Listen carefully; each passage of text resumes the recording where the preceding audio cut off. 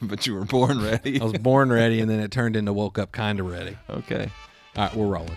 Oh, okay. Are we? Yeah, we're already going. Super. Well, This case should never have come to trial. I don't think it's fair to call my clients frauds. Because one time I turned into a dog and they helped me. Thank you. Your Honor, we would like to withdraw our plea of not guilty and enter a plea of guilty. This trial is a travesty. It's a travesty of a mockery, of a sham, of a mockery, of a travesty, of two mockeries, of a sham. If we are to have faith in justice, we need only to believe in ourselves. And the truth shall set you free! How do you plead, guilty or not guilty? Oh, guilty, but with a real good excuse. I think the truth will come forth. You can't handle the truth! hello, everybody. It's time for more Done Lite. Brought to you, as always, by Foreman, Watson, Holtrey, FWHlegal.com. And we are coming to you on a beautiful sunny day from downtown Owensboro at 530 Frederica Street, the high-rise white brick edifice. And we are reaching people all around the globe and most of the continental United States. PJ, I need an update. How are we doing on our reach? We still do not have Hawaii or Alaska. We have not gotten a listener yet from Hawaii or Alaska. We're working on it, though. But we have reached 26? It's 23. God, 23 countries. He's not even happy with 23. 23 countries from around the world we've downloaded our podcast. That's something else. You know, we're reaching the far reaches of the globe with this podcast. Okay, so PJ, we have a really, really special guest today. Yes, we do. And she's been a guest on the podcast, I think, one other time. The triumphant return. It's the triumphant return. I think it may be, other than staff people here, one of the only people that have come back for a follow-up. Ben has been on here. Ben, that's right. Benjamin Bush, not Benjamin Butts. Yes, and when you called him that, I was appalled. I'm pretty sure that's not how it went down. I think it was you. All right. Well, Kate, thank you. Thank you. My daughter, Kate Holtrey.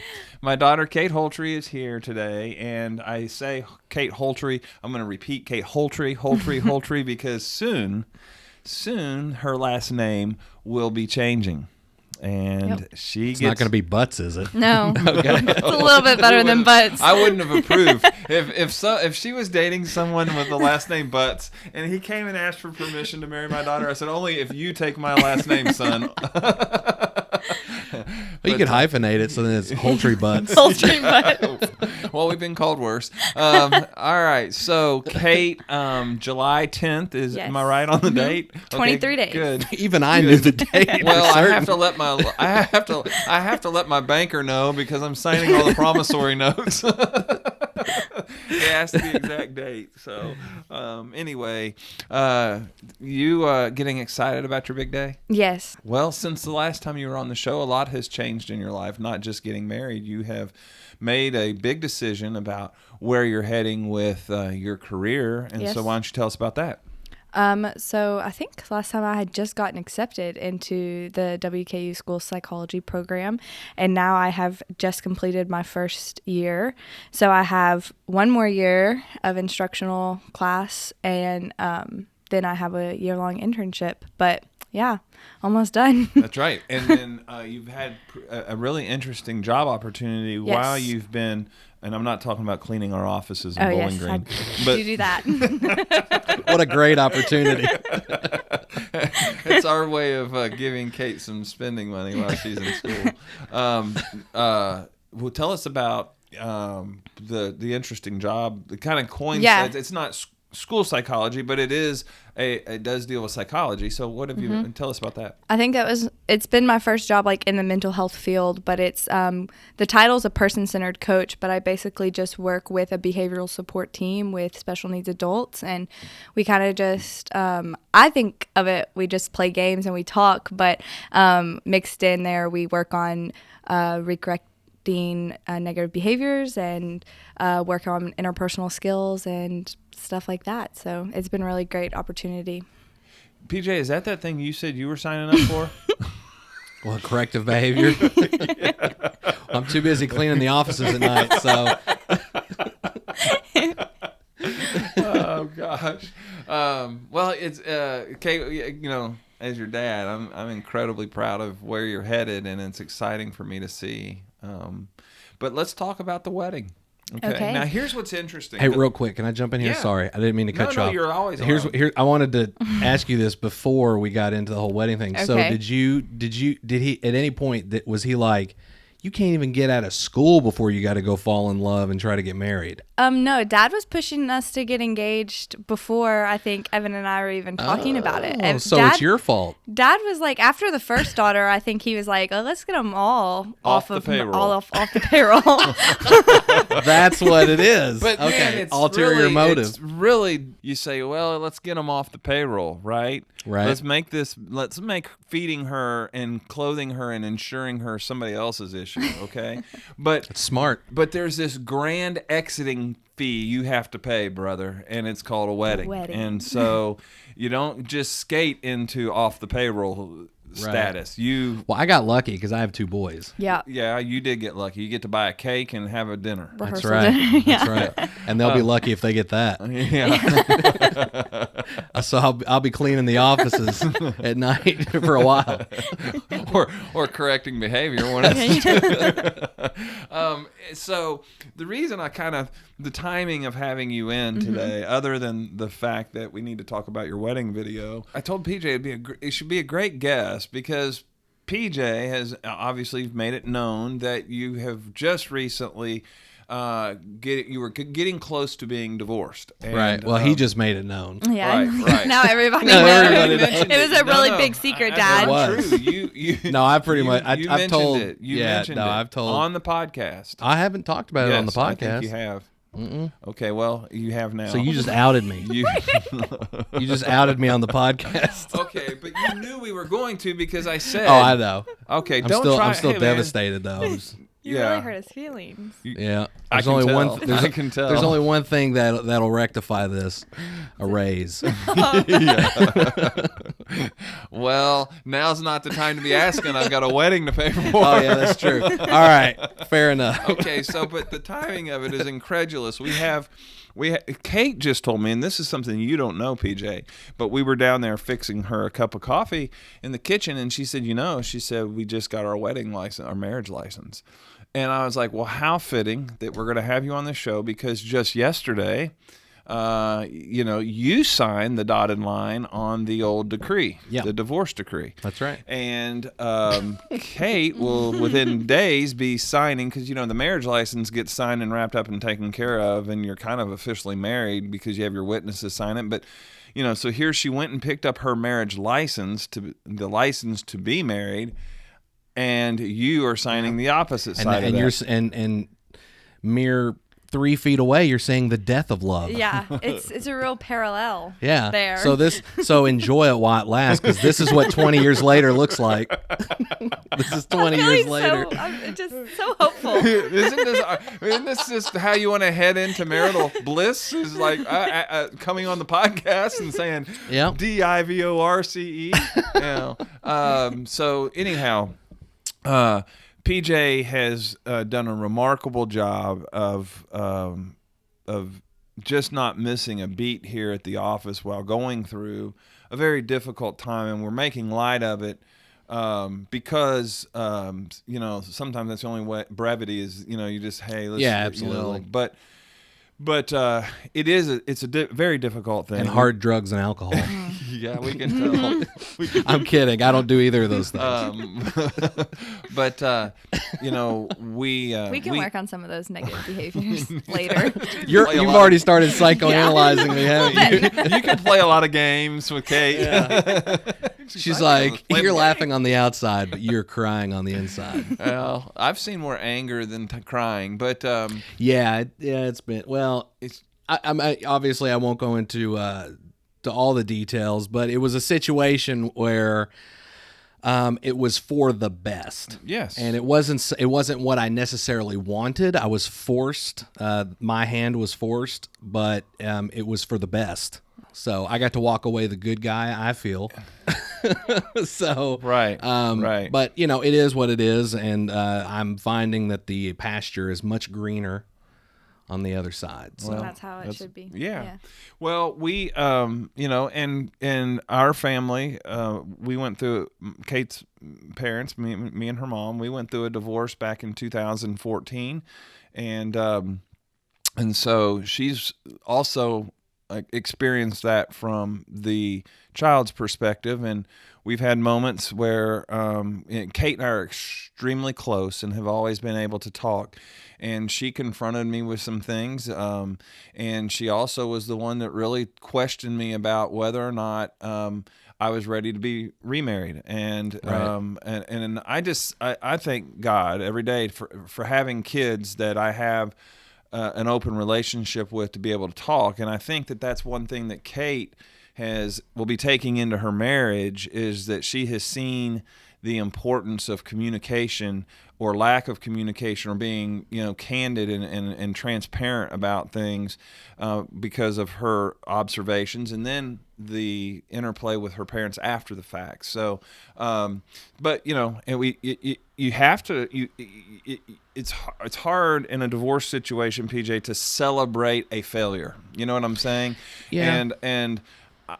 And I never, I looked at mine as a situation of, okay, I'm going to have to come to grips with who I am as a person before I can ever begin moving forward. There's a lot that needs to be repaired about me before I can move forward. And so, Kate, in studying psychology, so much of this goes into people's perceptions of themselves, perceptions of the other person, and all that. But the key is, communicating and addressing those things, right?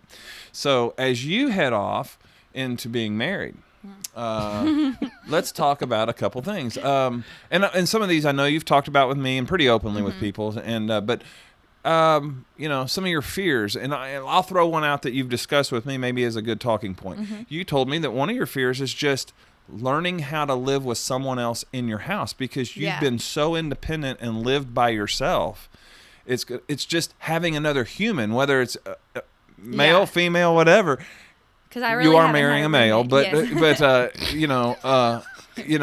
matter though. Yeah, it's like that's what I was saying. And there's nothing wrong with being married to a male. Let's just get that out there. There's nothing wrong with it. Either way, that's right. Well, I don't know. I'm kind of dreading it. Just kidding. You say it and wait until he starts peeing on the toilet seat all the time. Well, I will say, Dad, you are right. I have not lived with a roommate in a couple of years. I mean, I moved back home briefly, but when I was living in Cincinnati, I lived by myself, and then when I moved to Bowling Green, I was living by myself. But recently, I have had my stepbrother move in with me, and that has quickly taught me that living with a male is a little, I mean, I know it'll be different with a spouse, but I've never lived with boys because I have 3 sisters, so I've never had to deal with that, and it is definitely an adjustment. So. Well, I mean, like the example you gave the other day is like you're used to going into the bathroom, not even after it being like used. Okay, let's just stay away from that. But you're used to going into the restroom and it smelling like fragrances that are appealing to females. The right like floral. Yeah, and I went in the other day and it smelled like Poop. Sandalwood. No, it smelled like cologne. Like not even like that's what we're saying. It just wasn't the scent of a man. Right. Like it bothered me. Yeah, because I was like, it bothered you? Yeah, because I'm not so used to, even when I had to share a room with my sisters or my roommates in college, all of our scents were very girly scents, and so it didn't bother me. It was just an adjustment because whoa, there's somebody else here. I was like, it's always there. It's not just like because Evan wears cologne, but when we're hanging out, I get a whiff of it off of him, but it's not like in my house, and so. And you did growing up, but it was never like in my room or whatever. Or in your bathroom. Yeah, or in the right. because we didn't share bathrooms. So yeah, so interesting. It wasn't even like the smelly smells. It was just like his cologne or body wash or whatever it was in the bathroom that I was like spraying my perfume, like trying to get my scent back in there. So he's marking his territory, and you're remarking your territory. Yeah, I'm like, no, this is my apartment. Yeah, and then when Evan gets there, he's going to have to remark his. It's going to be there's only going to be a short period of time when the roomie is going to be there. Yeah, he's only there for a couple weeks while the dorms were closed, but yeah. Anyway, okay, so we've discussed that one, and it's kind of a fun one to discuss. The kind of just being fearful or a little apprehensive about the adjustment of just full-time someone being there with you.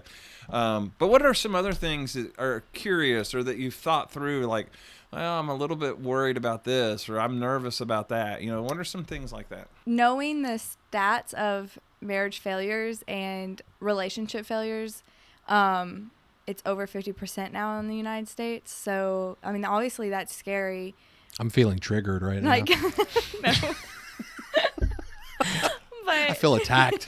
But it's just a reality. Like, it happens. I'm kidding. And so that's like why, I mean, so many people of my generation especially now are just not getting married because of that. They're like, why would we put ourselves in that situation when it's more likely to fail than to succeed? Evan and I had done some premarital counseling, and, we've talked a lot about some of our fears, but I think if you don't talk about that, that's when it's bad. Like, talk about the reality that divorce is a high possibility because of the stats, and then talk about like how you can overcome that, or like what's going to be different, because I feel like everyone goes into marriage thinking, oh, it's not going to happen to us. I don't think anyone goes into marriage thinking that divorce is a possibility. And so we really try not to use that like kind of mentality that, well, if it doesn't work out, we can just get divorced or something like that. Right. But I think every day relationships are always a choice. 100, like every day you have to choose to love that person, whether it's a spouse or if it's like a friend or any type of relationship. You have to choose to make that relationship positive. So, I mean, a little bit it goes into compatibility if you're compatible with one another, but most of it I think is a choice. Yeah. Can I chime in here real quick? So our generations are not too far removed from one another. However, so I got married young, 21. The mindset I'm in now is that if something is scary, it's worth doing, and that failure is a part of life, and that just because you fail, it's not the end necessarily of something. It typically, what I've found is it's the beginning of something better. So failure tends to be a good thing. Yeah. So people should not be afraid of failure. Getting married and getting married young, we knew the stats. I don't think people should be too fearful of that, because the reality of that is that while there are a lot of young marriages not working out, I mean, I beat those odds, and I was together with someone for 20 years before it ended. And that's the other thing, is that the person I was 20 years ago when I got married, I'm not that same person today. So circumstances and people change. So even if you are, things are, maybe this isn't a great thing to say, but even though things are amazing in the beginning, doesn't necessarily mean they're going to be amazing in the end. But I can say over 20 years, keeping a relationship and maintaining a relationship is not something that you can just say, okay, well, now we've got each other and that's it. Yeah. Like, you still have to work at it. Yeah, it's not just long about after the compatibility, like because I feel like there's so many people that you could be compatible with or get along with and it'd be interesting and fun, but you look at like, okay, 10 years down the road when our lives look completely different, well, I still want to be with this person and still want to do life with this person.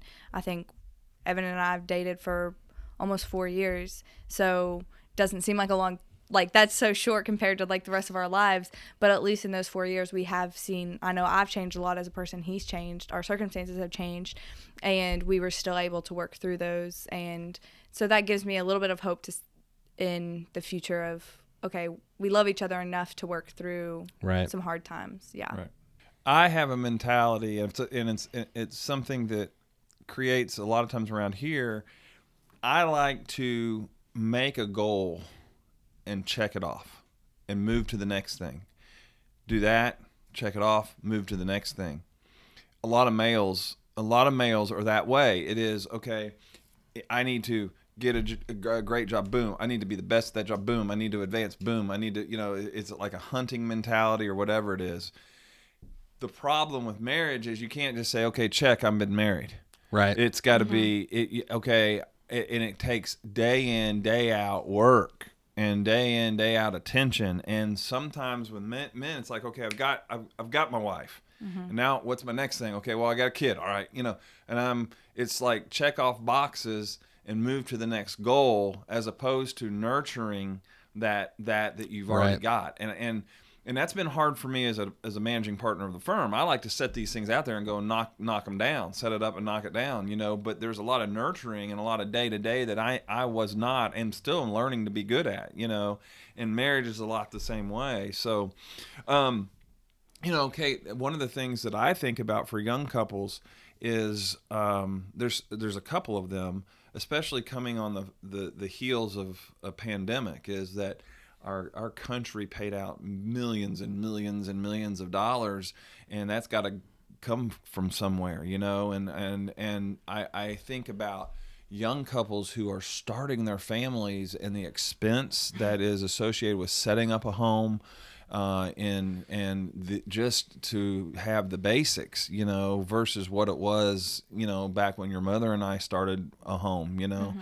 And then if you're thinking about having children, the expense and kind of the times that we're living in, just a little bit different times than when, we had you guys. And is that a concern? Is that a fear? It can be also exciting, but just kind of the timing of this. I think the pandemic didn't really affect my thinking on getting married and stuff financially, but I'm still in school, and so like that's a big expense, like still taking out loans for that and stuff. So then we know we're in debt, but so starting a marriage in debt is kind of scary. But I think that it does make it exciting because it's like we get to figure out this part of our life together, and I'm not doing it by myself, I think that's what I'm most excited about, is not having to live life by myself. I have a partner to do all these things with, and he has chosen to go along with me in that. Like he hasn't, so I think that's exciting. I think it's exciting to see like, okay, yeah, we're not going to have any money in the beginning. Like we're really going to have to budget, be careful, and make it's going to be tight, but it'll be fun to look back in 10 years to see where we're at there and like look back and like how we did it. So growing with him is, I think, exciting for me. Yeah, that's pretty cool. That's cool. I kind of got chill bumps when you said that. That's exciting.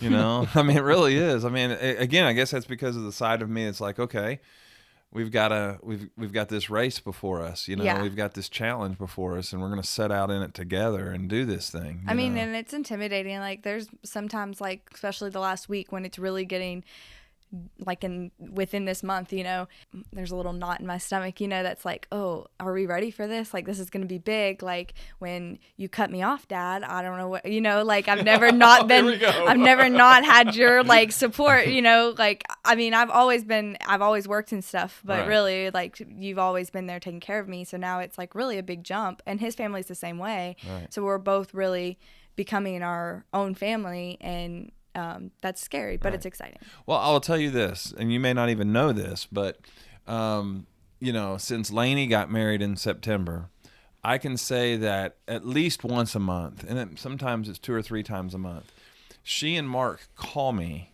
for advice on matters like, financial, insurance, planning,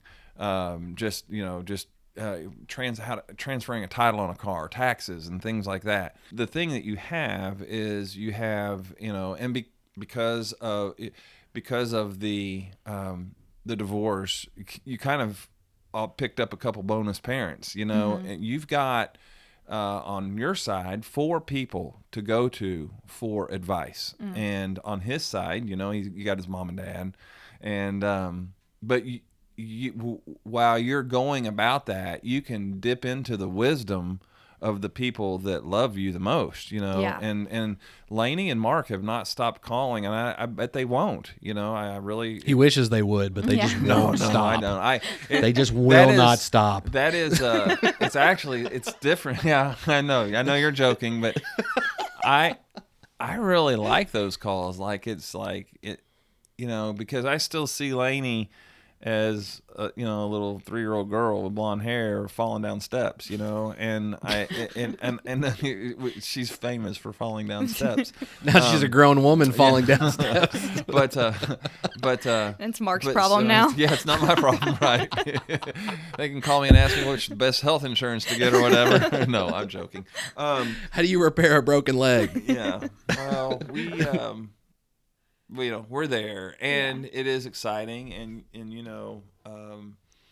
the process of taking things on it'll be gradual. It's not, I mean, you know, we've talked about how we go about that, but you're right, having a partner that you're doing that with, it's exciting. Yeah. You know, so it's super. Now I want to kind of shift gears a little bit, Okay. and let's talk about the big day. All Woo-hoo. right, you are getting married. It's an outdoor wedding. Half outdoor, half indoor. Right. Yeah. The actual ceremony is outside, and it is on July 10th. So you know, the question on the back of everyone's mind is, how is your makeup going to hold up to the sweat and all that kind of? Not my makeup, PJ, but you know, it could be warm. But what? It's in a shady grove area, so it's not really a concern at all. I was out there the other day at about 6:30, and that's all in shade, so it's really nice. I'm warning you now. I'm still going to be sweating to death. That's right, because you're doing part of the video production, right? So I'm just preparing you. The good thing is, I will be too, because I'm probably going to have a sweatband on. A dodgeball sweatband. What's the? Is there a specific color? Because I'll make sure I get like just do pink, because I feel like pink would look really. I can do that. You should do our wedding hashtag on it too. Get it embroidered. Oh yeah, what is your wedding hashtag? Evan takes the Kate. Evan takes the cake. Isn't that pretty good? Yeah. Yeah. Okay. That's good. Yeah, because I forgot. Yeah.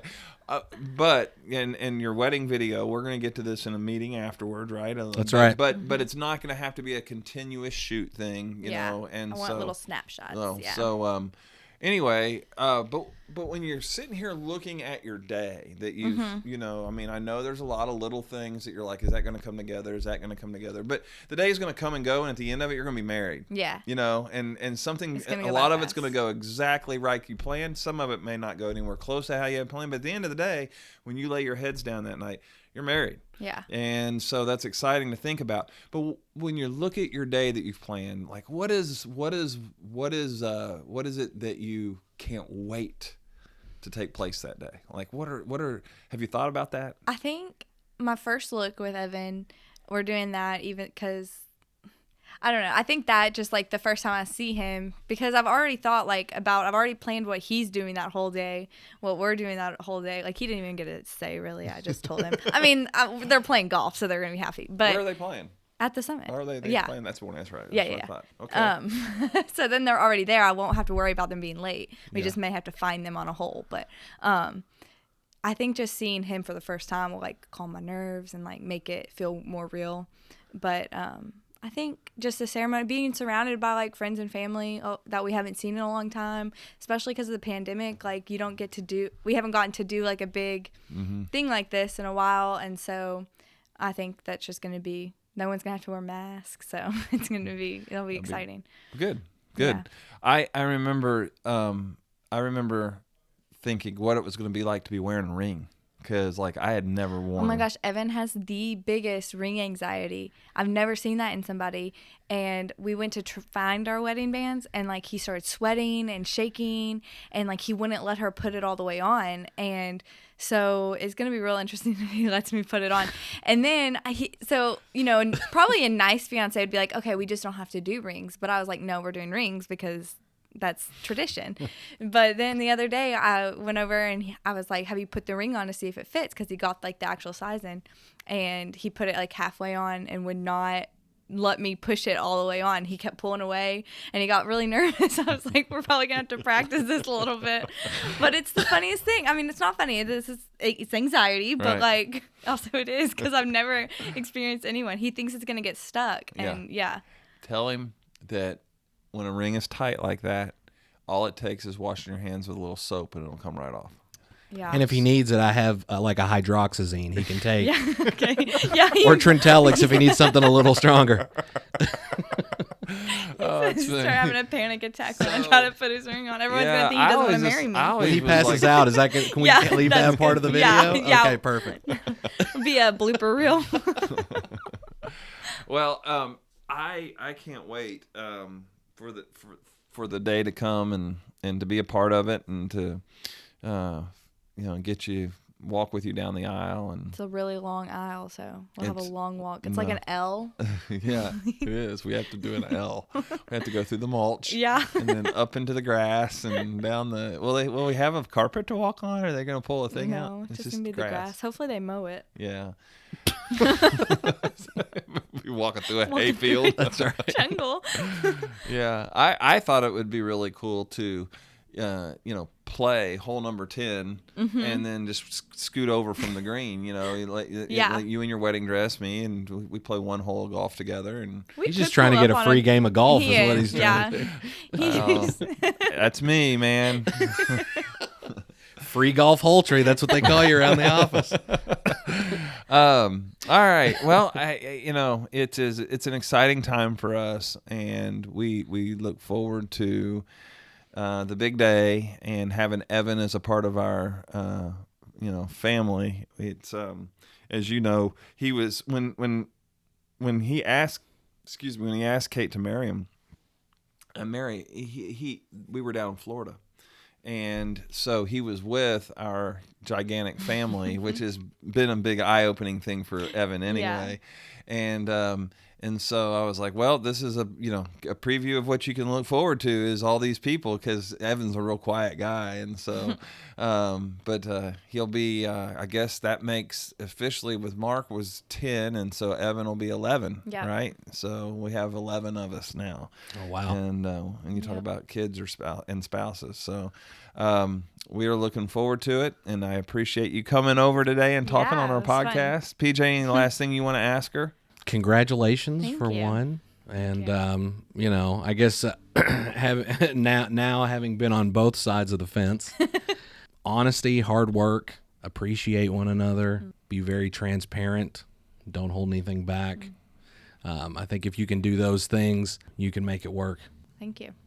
You've got and I bet you're excited about seeing JB. Oh yeah. Yeah. So your youth minister, her youth minister from church, and Evans, because that's and where Evans, that's where they met, is marrying them. He's coming from Illinois. Oh wow. To perform. So yeah, that's awesome. So are you worried about tripping? A little bit, just because I'm kind of notorious for that. But your daughters seem to have a falling down problem. Lainey's is just steps. She gets in a hurry. Mine's flat ground. Kate can fall over anything. Yeah. Maybe you should walk down some steps then for the wedding. Yeah, I can do stairs all day. Yeah. That's what we should have done. We'll just have risers. You walk up and down until you get to the altar. Yeah. Well, Kate was. It was, I think, our first Christmas as a family together. Like when I had married Missy and we had all her kids, and then our kids when we were at our house in Deer Valley. And Kate had bought me one of those ab rollers where you push out. It's got a wheel, and then you pull back in and then you push back out. So we had just finished with opening gifts. Okay, I mean the gifts were everybody had opened their gifts, and everybody's looking at their stuff and kind of, how that is. And then we were thinking about getting food ready and stuff like that. And all of a sudden, Kate goes, ow, like this. And she's like holding her chin. And we were like, what did she do? And she had gone out on that wheel, and it went on out, and her chin hit the floor. And so she thought she had just bumped it. And when she took it down, there was all this blood pouring out of her chin. And so Evan and Travis and Kate spent the day on Christmas Day in the emergency room at the hospital getting stitches on Kate's chin. Yep. Right there. Yep. Well, I've always said that's why you don't get exercise equipment. I don't think we have for Christmas. Well, we joke about it, but we haven't since. That's right. I'm sure it's hard to imagine that, I've never gotten exercise equipment. Never wanted exercise equipment or gotten it. Okay. No. For Christmas. No, I can get just as much workout with my arms playing with toys. So. Yeah.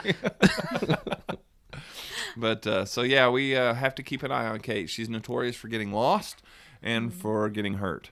And we do not have enough time on this podcast for me to tell you all the times that we had injuries with Kate as a girl. But We'll save some of those stories for when I have to say something at the wedding. Yeah. Oh gosh. Yeah. So, all Forgot right. about Yeah. I'm not going to get asked to speak. I can just feel it coming. It's like, Dad, you know too many things. But, Oh, we're out of time. Sorry. Yeah. Next. All right. Well, we love you and best of luck. And PJ, we're going to wrap this one up. Okay. Sounds good. What episode is this? 90? This is 91. 91. Wow. Episode 91 is coming to a conclusion. We thank Kate for being here. This has been Law Lite, brought to you by Foreman Watson Holtrey, FWHlegal.com. Check us out on Facebook and all other platforms of social media. And until next time, we'll take it easy. Whatever.